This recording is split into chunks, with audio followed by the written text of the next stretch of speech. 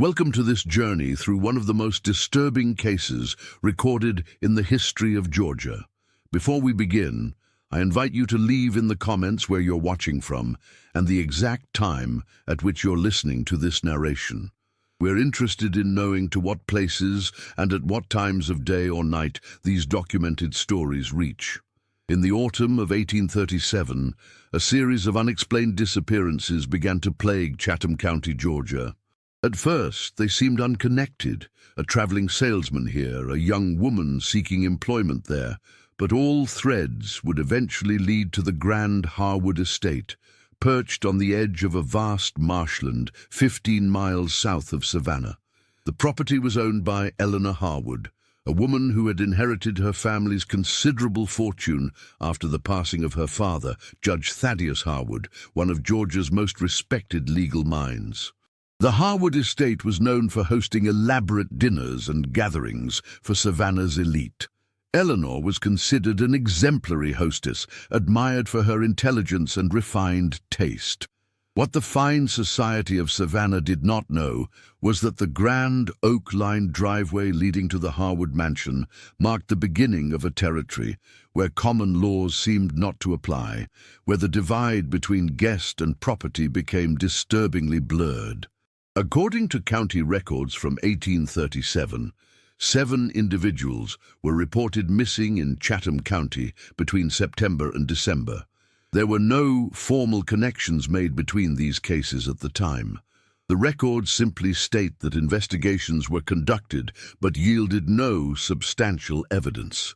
Each case was eventually filed away, chalked up to the hazards of life in the still wild South, where people often disappeared while traveling through dense forests or attempting to forge new lives elsewhere. What makes these particular disappearances noteworthy is a journal discovered in 1963 during the renovation of an old property that once belonged to the Harwood family's former groundskeeper, Thomas Redding. The leather-bound journal, with its yellowed pages and fading ink, contained entries spanning from 1834 to 1838. The handwriting matched samples of Redding's script found on employment documents in the Chatham County archives. The journal was never published, but was reportedly sealed in the university archives at Emory University after a brief investigation that mysteriously ended without conclusion. The journal begins innocently enough, with mundane entries about estate management, weather conditions, and the comings and goings of the Harwood household. But beginning in late August of 1837, the entries take on a different tone. Redding writes of strange sounds coming from the east wing cellar and guests who arrive but never seem to leave through the front gates. He describes his employer, Eleanor Harwood, as changing. There is something in her eyes now that wasn't there before. A passage dated September 23, 1837 reads, "Miss Harwood requested I prepare the old storage rooms in the east wing. When I asked what for, she merely smiled and said, 'For long-term guests. I've been instructed to reinforce the doors and add new locks. The carpenter was told to install smaller windows, too small for a person to fit through. I don't like this work. I don't like it at all.'" Eleanor Harwood was 32 years old in 1837, unmarried despite numerous suitors, and had been managing the family estate since her father's death 5 years prior. County tax records show the Harwood plantation was one of the most profitable in the region, producing rice and cotton through the labor of more than 100 enslaved persons. Eleanor's father had been known as a harsh but not unusually cruel slave owner by the standards of the time. What local historians have found unusual, however, was Eleanor's management style after her father's death. According to ledgers kept by the plantation overseer William Hughes, Eleanor took a far more direct and personal interest in the discipline of the enslaved workers than most women of her station typically would. Hughes' records indicate that Eleanor would often observe punishments and occasionally dictate specific methods. One entry from 1836 simply states, "Miss Harwood insisted on being present for the whipping of Jonah. She watched without expression. Afterward, she told me it was insufficient and had me continue until the man could no longer stand. I have never seen such coldness in a lady. These documents paint a picture of a woman who, behind the veneer of southern gentility, harbored a disturbing fascination with power and control. But it wasn't until the autumn of 1837 that Eleanor's darker inclinations apparently evolved into something far more sinister. According to Reading's journal, the first special guest arrived in late September, a young man who had come to the estate seeking employment as a tutor. He was ushered into the main house and, according to Reading, was served dinner with Eleanor in the formal dining room. Reading wrote, "The young man, Mr. Sullivan from Boston, seemed impressed by Miss Harwood's knowledge of literature and philosophy. She was most charming. After dinner, she asked me to bring brandy to the study. That was the last time I saw Mr. Sullivan in the main house. 3 days later, I heard sounds coming from the East Wing cellar, like someone pounding on wood." Over the next 3 months, Reading documented 6 more individuals who came to the estate. A female seamstress, a male art dealer from Charleston, a young woman answering an advertisement for a lady's companion, a land surveyor, and 2 people whose occupations were not noted.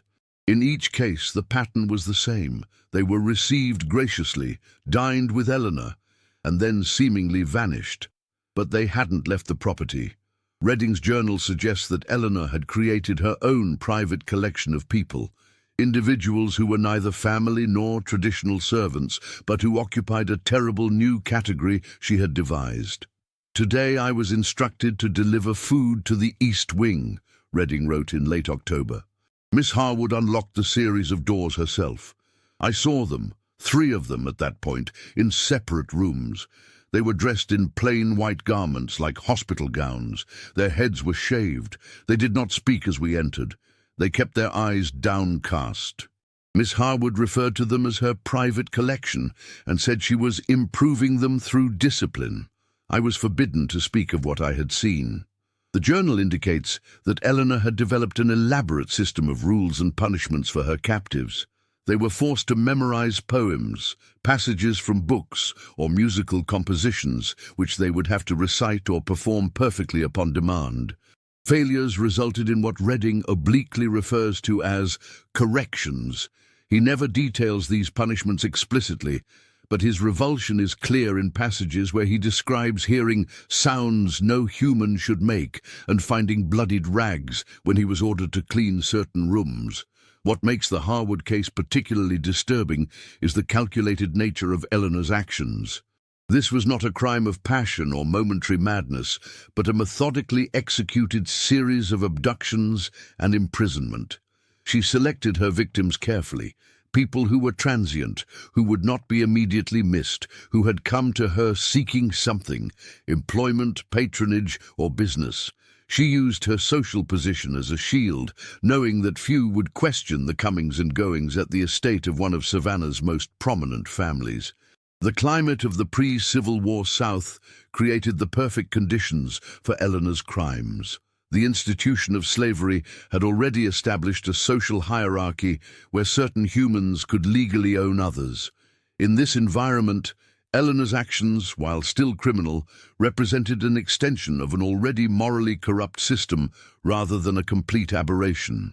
She simply applied to white visitors the same principles of ownership and control that society had normalized for enslaved black individuals.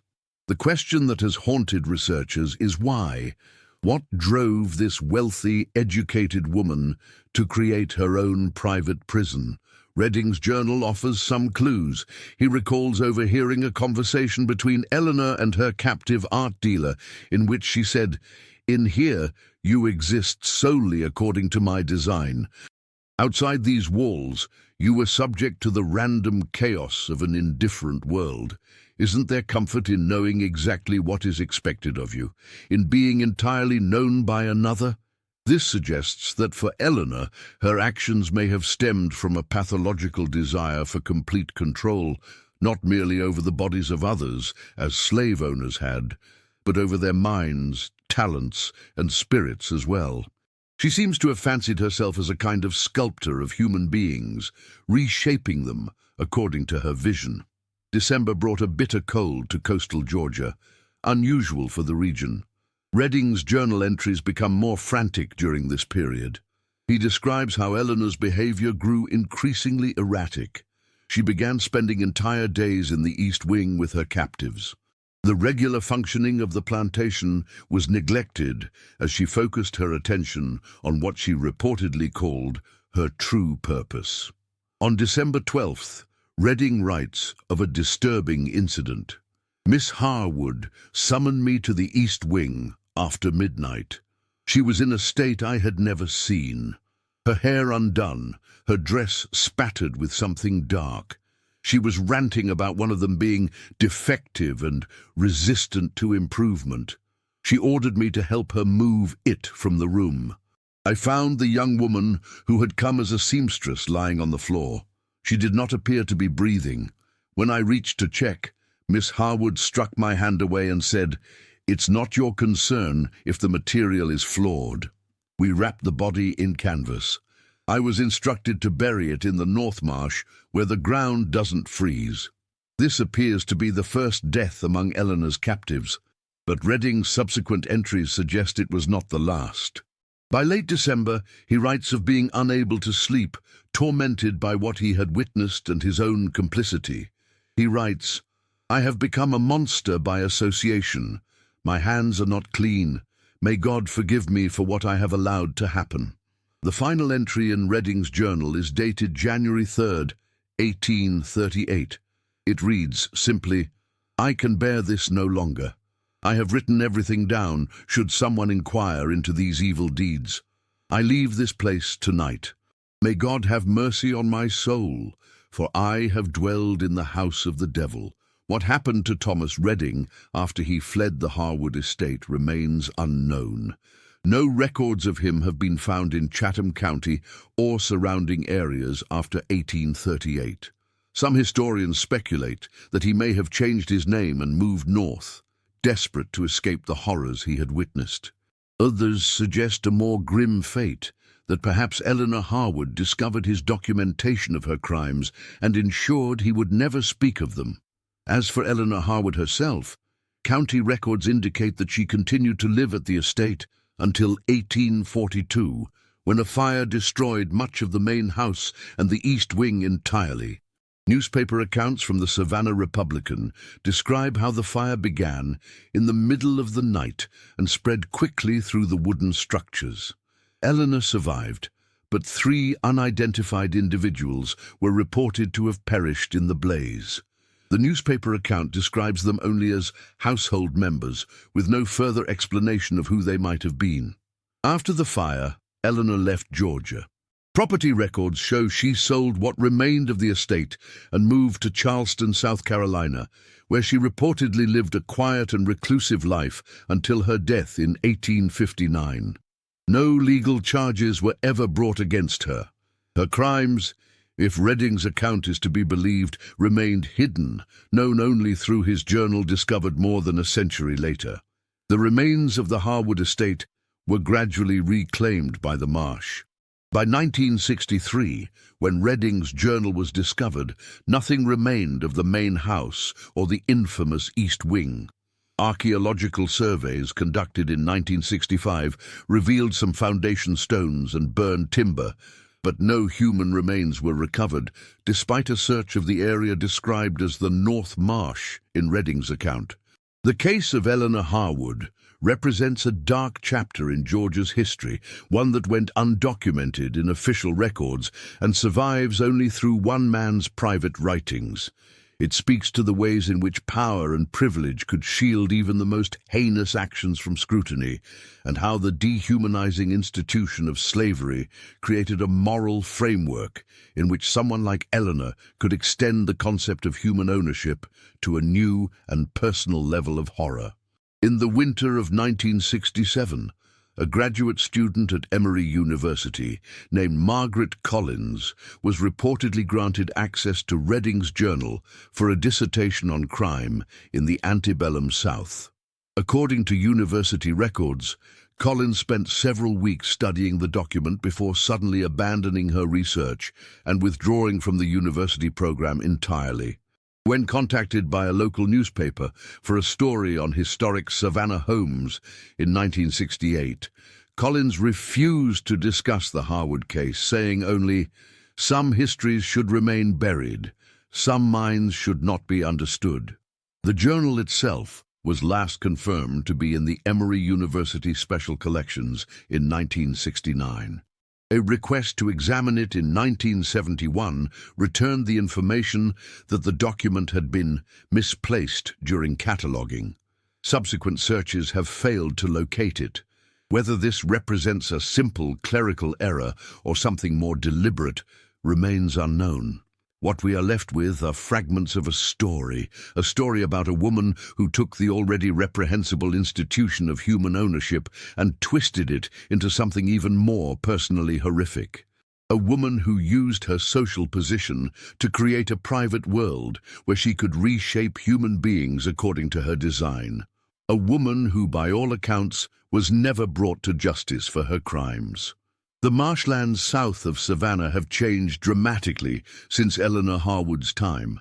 Development has claimed much of what was once wilderness, but locals still speak of a certain area 15 miles south of the city that remains strangely undeveloped. The land there is said to be sour. Nothing grows right, buildings don't last. Some attribute this to the environmental conditions of the marsh. Others, familiar with the Harwood story, suggest a different cause.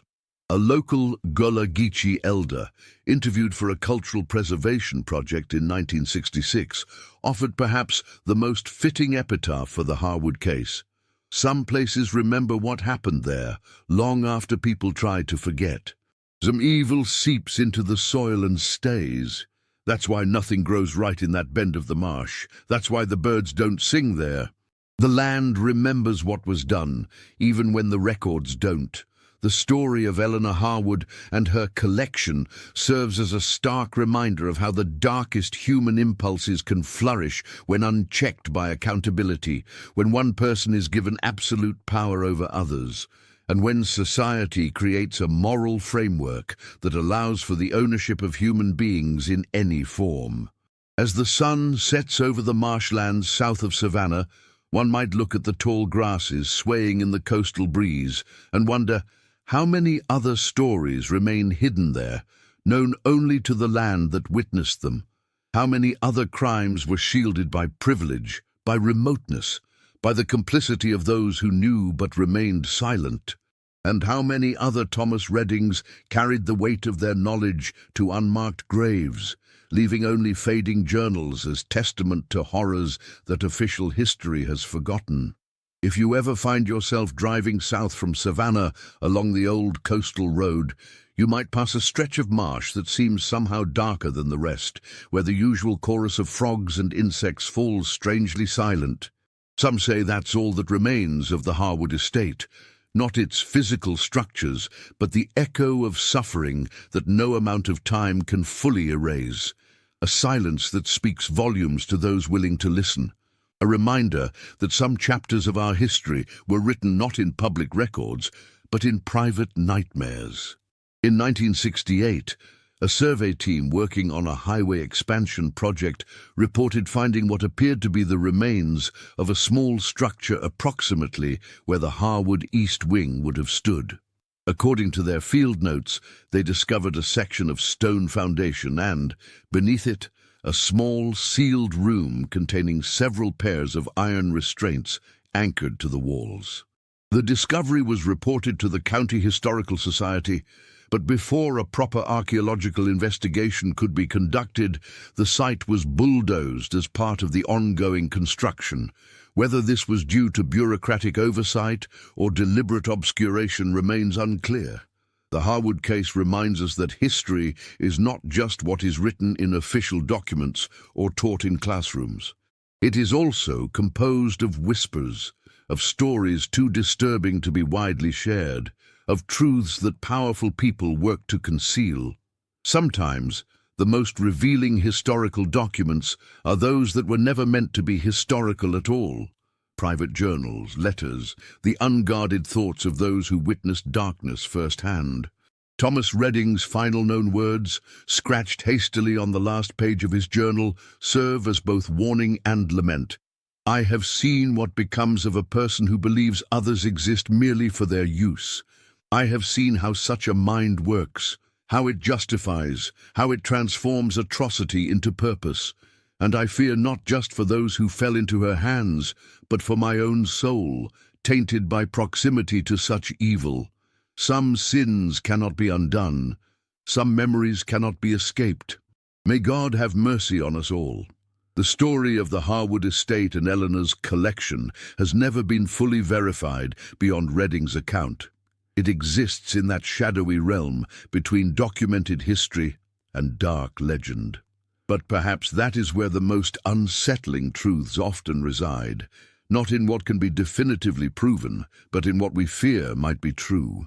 In the possibility that behind the elegant facades of antebellum mansions, behind the carefully maintained veneer of southern gentility, there lurked horrors that few were brave enough to record and fewer still were willing to remember. As night falls over the Georgia marshlands, as the mist rises from the ground where the Harwood estate once stood, one might wonder, in a society that permitted the ownership of human beings, what other perversions of humanity might have flourished in the shadows? What other Eleanors might have existed, their deeds unrecorded, their victims unremembered? The wind through the marsh grasses sometimes sounds like whispers, like voices just below the threshold of understanding. Perhaps they are just the natural sounds of the coastal wilderness, or perhaps they are echoes of those who were erased not just from life, but from history itself, those who entered the grand front doors of the Harwood estate as guests and found themselves transformed into possessions, their very humanity denied by a woman who saw people as materials to be shaped by her will. In the end, the most haunting aspect of the Harwood case may not be what we know, but what remains forever hidden.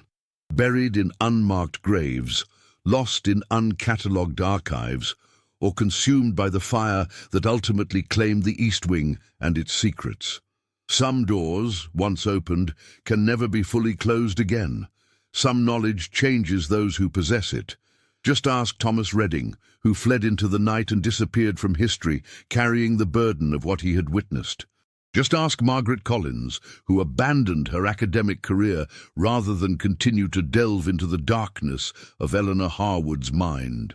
Some histories, it seems, are too heavy to carry, some truths too disturbing to face, and so they remain in the shadows, half remembered, half forgotten, like the Harwood estate itself, claimed by Martian memory, a place where evil was done but justice never came. The land remembers, even when people try to forget. The marsh keeps its secrets.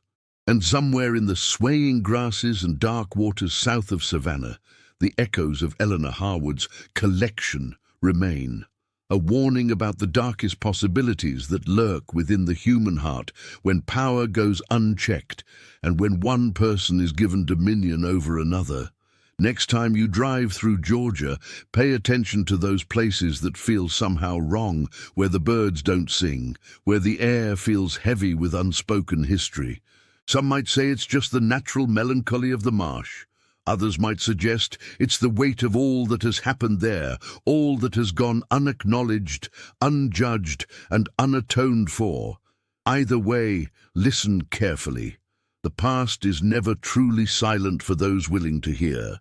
In the spring of 1964, a local historian named Robert Caldwell began interviewing elderly residents of Chatham County about their family histories. Among those he spoke with was Abigail Mercer, then 92 years old, whose grandmother had been a house servant at a neighboring plantation to the Harwood estate. According to Caldwell's notes, Mercer recounted stories her grandmother had told about Miss Eleanor and her special rooms.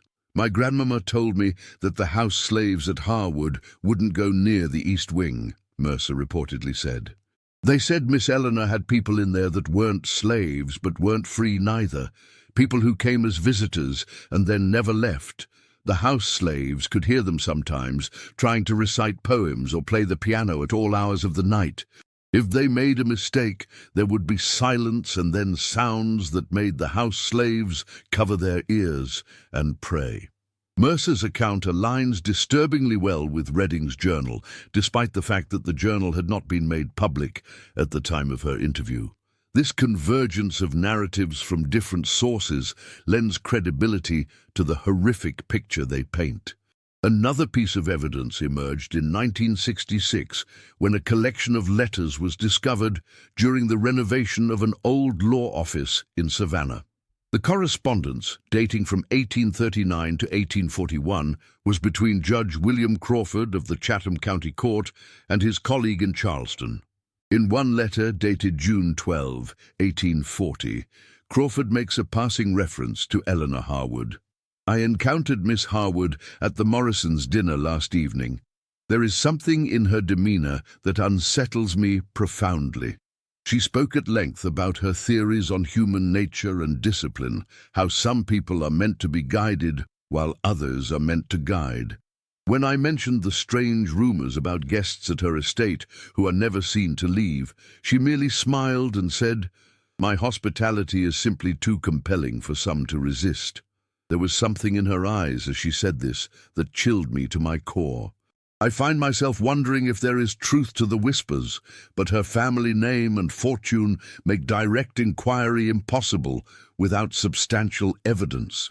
The letter suggests that even in her own time, Eleanor's activities had generated suspicion among certain members of Savannah society, yet her wealth and social position created a shield that prevented serious investigation. Judge Crawford's reluctance to pursue the rumors without substantial evidence speaks to the power dynamics that allowed Eleanor's crimes to continue unchecked. Perhaps the most disturbing evidence came to light in 1967, when an archaeological team from the University of Georgia conducted a survey of the former Harwood property. While most of the estate had been reclaimed by the marsh, the team discovered what appeared to be the remains of a small cemetery, approximately half a mile from where the main house had stood. The location matched Redding's description of the North Marsh, where he had been instructed to bury the body of the seamstress. The team's report indicates they found the remains of at least 4 individuals buried in unmarked graves. The skeletons showed signs consistent with poor nutrition and, in at least 2 cases, evidence of healed fractures that suggested repeated physical trauma.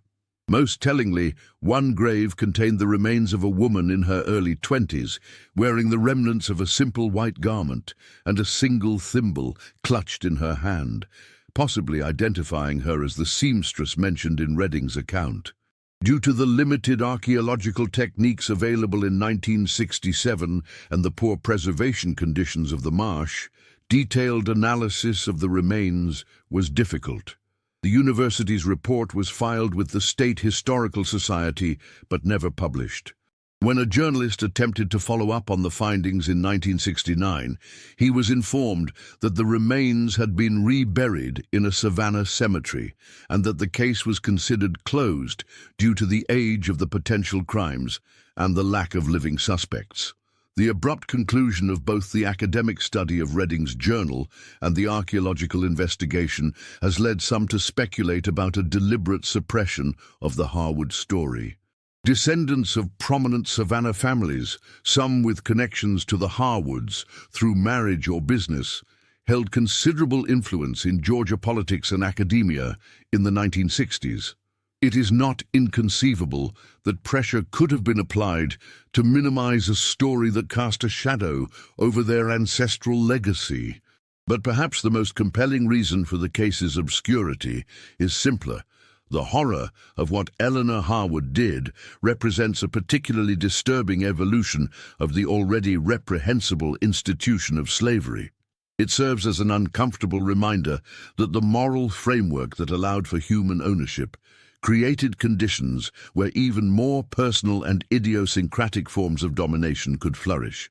Eleanor Harwood took the central premise of slavery, that one human could own another, and adapted it to suit her own psychological needs.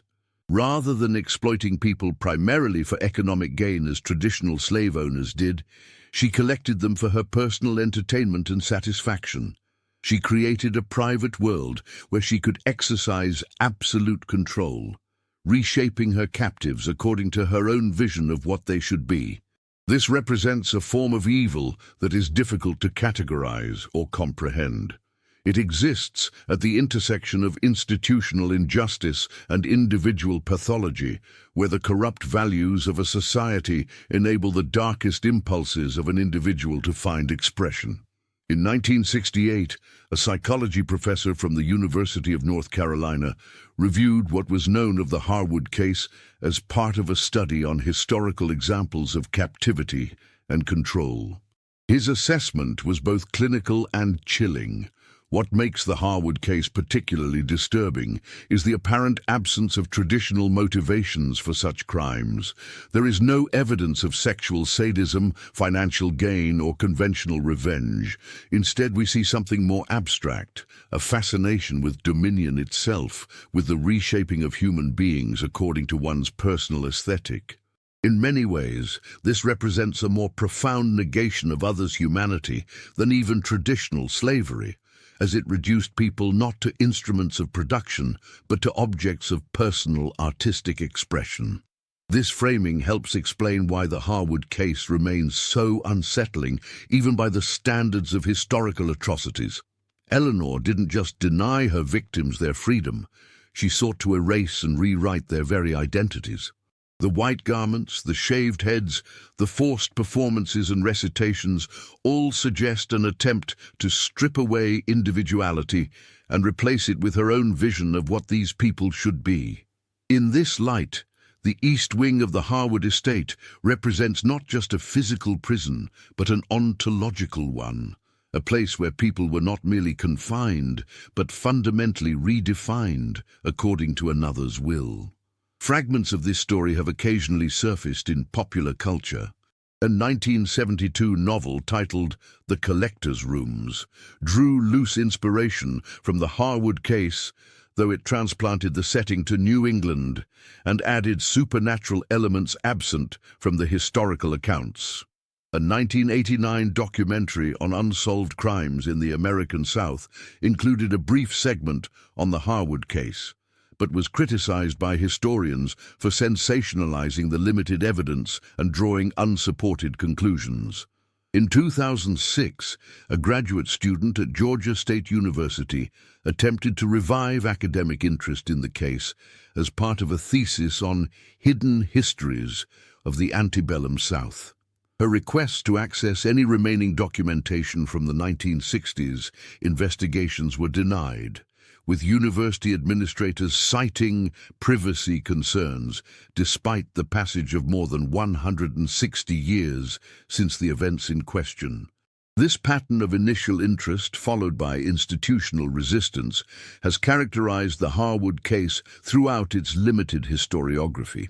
It is as if the story itself generates a kind of discomfort that makes both academic and popular audiences reluctant to engage with it deeply, a discomfort that stems not from supernatural horror, but from its uncomfortably plausible portrayal of human capacity for evil. A particularly poignant piece of evidence emerged in 1971, when the great-granddaughter of Thomas Redding contacted the Savannah Historical Society. She had discovered among family heirlooms a small leather case containing several items: a pocket watch, a tarnished silver button, and a folded piece of paper with a brief note in what appeared to be Redding's handwriting. The note read simply, "Items belonging to those who cannot reclaim them. May they serve as proof that they existed and were remembered by someone." The button was identified as consistent with men's fashion from the 1830s, while the watch had an inscription on the interior reading, "To James Sullivan, from Father Boston, 1836. This matches the name of the tutor who, according to Redding's journal, was the first person to disappear into Eleanor's collection. These small, personal items serve as perhaps the most tangible connection to the victims of the Harwood estate. They remind us that behind the historical narrative and psychological analysis were real people with lives, families, and futures, all cut short by their fateful decision to accept an invitation from a seemingly respectable woman in rural Georgia. What happened to Eleanor Harwood after she relocated to Charleston remains largely unknown. City directories list her as residing at an address on Trad Street from 1843 until her death in 1859. Newspaper accounts describe her as reclusive and eccentric, but there is no evidence that she continued her collection of people in her new location. Perhaps the fire at the estate and the narrow escape from discovery had made her more cautious. Or perhaps, as some psychologists who have reviewed the case have suggested, her compulsion was tied specifically to the Harwood estate itself, to the power she held there as the undisputed mistress of a remote domain. Her death notice in the Charleston Mercury was brief, mentioning only that she was the daughter of the late Judge Harwood of Georgia and that she had died after a brief illness. She left no children, and her remaining property was divided among distant relatives. None of her correspondence or personal papers from her Charleston years have survived, leaving a 16-year gap in our understanding of her life after leaving Georgia. This absence of information has led to speculation.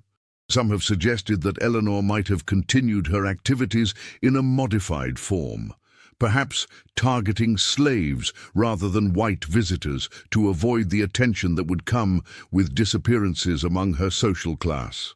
Others propose that she might have channeled her controlling impulses into more socially acceptable forms of dominance, such as charitable work that allowed her to dictate the lives of the deserving poor.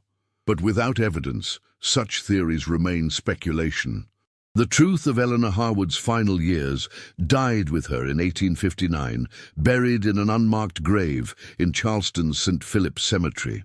Local records indicate that despite her wealth, her funeral was sparsely attended, and no epitaph was carved on her stone.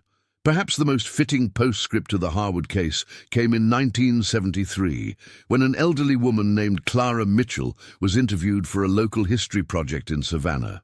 Mitchell, then in her 90s, claimed that her grandmother had worked as a laundress for a family neighboring the Harwood estate.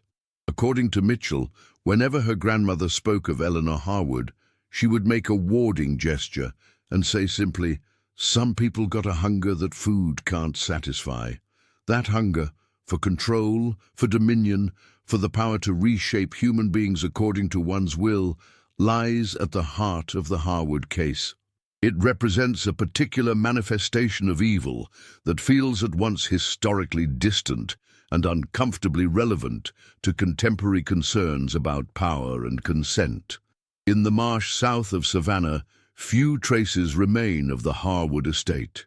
Development has claimed much of the land, with suburban homes and shopping centers standing where rice fields once stretched to the horizon.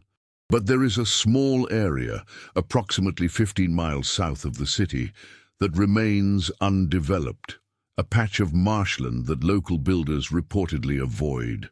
A real estate agent interviewed for a 2012 article in the Savannah Morning News offered a practical explanation. The soil composition there is problematic for foundations. It's just not worth the engineering challenges when there's plenty of suitable land nearby. But older residents offer different explanations, speaking of bad feelings and heavy air. One elderly man, whose family had lived in the area for generations, put it more bluntly, "Some places remember what was done there. That marsh remembers what Miss Eleanor did to those poor souls." Whether one attributes such sentiments to superstition or to some more poetic understanding of how trauma leaves its mark on a landscape, they speak to a fundamental truth. The past is never entirely past. It lives on in records and recollections, in stories told and retold, in the reluctance to build where terrible things once occurred. The case of Eleanor Harwood and her collection stands as a dark chapter in Georgia's history, one that official narratives have largely overlooked, but that survives in fragments of evidence and in the oral traditions of those whose ancestors witnessed the evil that unfolded at the edge of the marsh. It serves as a reminder that behind the elegant facades of antebellum mansions, behind the romanticized images of southern plantations, there existed not just the institutional horror of slavery, but also more idiosyncratic evils.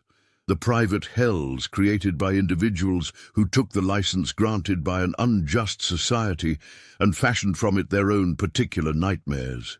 In the whispering marsh grasses south of Savannah, in the gaps in official records, in journals discovered a century too late for justice to be done, the story of Eleanor Harwood and her victims persists. A cautionary tale about what happens when power goes unchecked and when one person is granted dominion over another. As you drive along the coastal highway, you might pass the unmarked spot where the Harwood estate once stood. There is nothing there now to commemorate what happened. No historical marker, no memorial to those who entered through its grand doors and found themselves transformed from guests to possessions. Just the marsh, the wind, and perhaps, if some accounts are to be believed, an unnatural silence where birds refuse to sing. But for those who know the story, that absence speaks volumes. It reminds us that history is not just what we choose to remember and commemorate, but also what we choose to forget, or what others have decided should be forgotten. In that forgetting, there is a second erasure of those who suffered, a continuation of the silencing that began when they were first taken into Eleanor's collection. So perhaps the most fitting memorial is simply to remember, to acknowledge that Eleanor Harwood existed, that her victims existed, that such horrors were possible within a society that allowed certain humans to own others.